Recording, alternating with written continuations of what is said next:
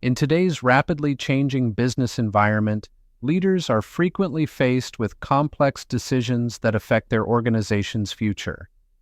Strategic decision-making and problem-solving are critical leadership competencies that help ensure long-term success, effective resource allocation, and the achievement of organizational goals. This module delves into strategic thinking, decision-making processes, problem-solving tools, and how leaders can make informed, ethical, and impactful decisions under pressure.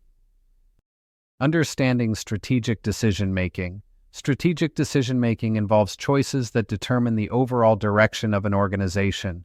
Unlike operational decisions, which are routine, strategic decisions are often complex, long-term, and uncertain. Key characteristics: 1. Future-oriented. 2. High-impact. 3. Involves significant risk and uncertainty. 4. Requires a holistic understanding of the organization and its environment. 5. Often involves multiple stakeholders. Examples include A. Entering a new market. B. Launching a new product line. C. Acquiring or merging with another company. And D. Restructuring the organization. The strategic decision-making process. Effective decision-making follows a structured approach. While models may vary, most include the following key steps. Step 1. Define the problem or opportunity. Clearly identify what needs to be decided or solved.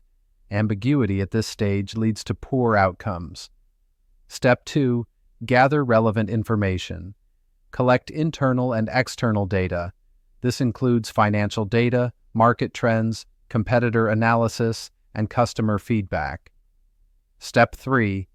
Generate options. Develop multiple strategic alternatives. Avoid fixating on a single solution. Step 4.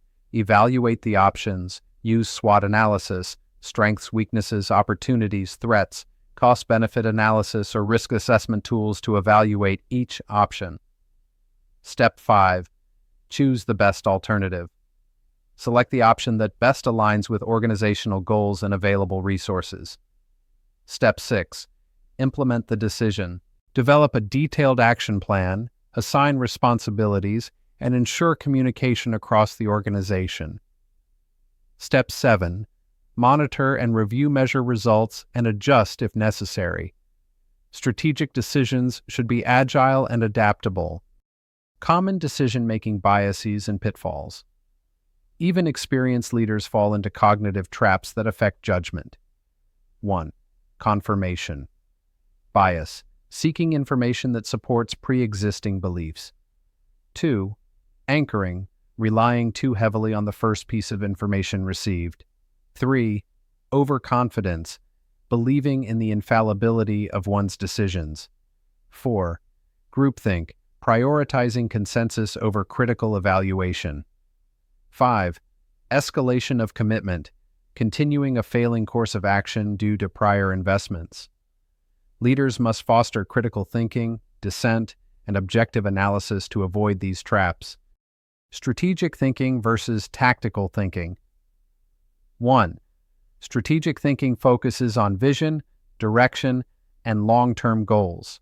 It considers the broader environment and aligns decisions with mission and values. 2. Tactical thinking is about short-term execution, solving immediate issues, and achieving quick results. Great leaders balance both, seeing the big picture while managing daily priorities. Tools and frameworks for strategic problem-solving.